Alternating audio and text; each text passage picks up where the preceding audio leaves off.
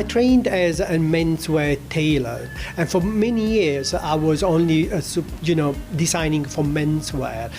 But it was like a popular demand that girlfriends, wives, that's when they used to come and buy product for either their husband or their boyfriend. They saw the way I designed, they saw the technique that I used, that they really, they start asking me, why don't you make something for us? Why are we not in the pictures? Why are we not included?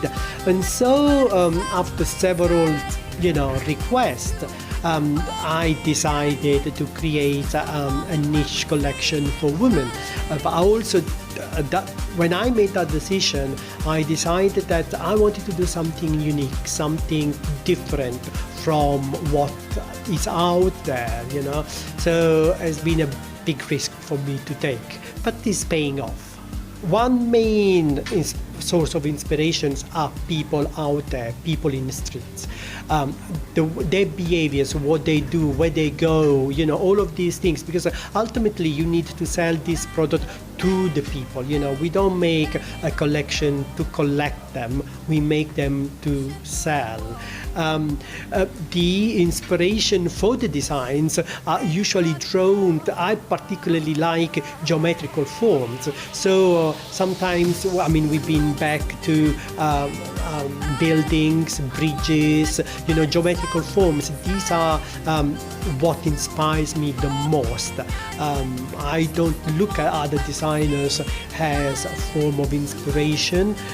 No, I just look at almost an abstract sense of getting ideas out.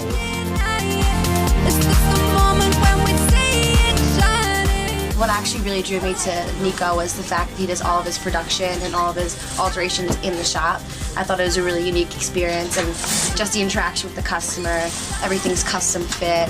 If they don't like the way something fits, he can make it custom for them, take their measurements, make a different color. So it's very tailored to the customer. I thought it was a really unique experience to work here and see that firsthand. It really surprised me.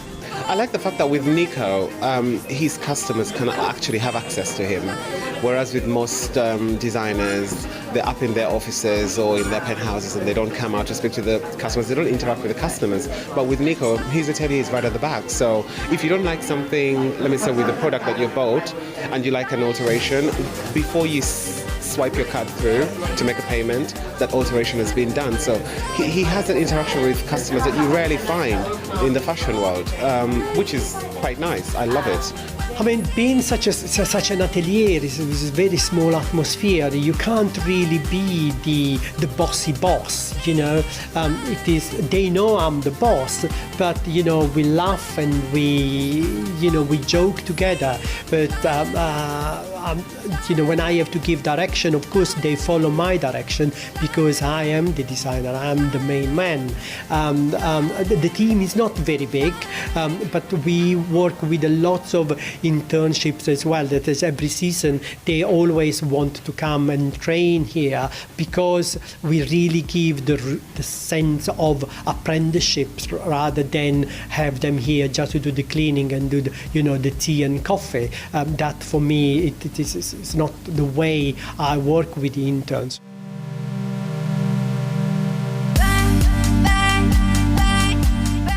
We have actually not worked together on anything, but that is in the pipeline, so yeah, watch this space. However, he dresses me for some occasions that I go to because I get to attend many events around the world. I get that, obviously with the traveling that I do, I get to travel a lot, and I like wearing NICO DIDONNA pieces. I have a lot of NICO DIDONNA pieces in my wardrobe, as you may see, and I just love his work. I always joke with him that I'm his muse when he's designing or making these samples. He's making them with me in mind, which I think is the truth, but in my head.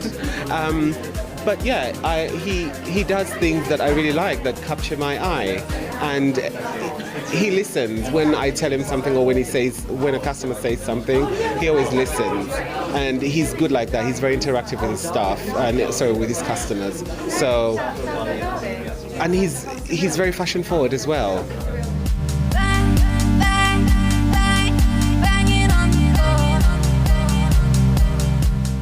we are inviting existing customers, a new one, to do this pre-Christmas. Since we have a lot of one-off garment here, so we don't really create a big sales because there is no product to put on sales. All the product that we have, they slowly are sold before the end of the season. But this time we thought, okay, we'll give something back. So we'll create this one-off event of sales before Christmas.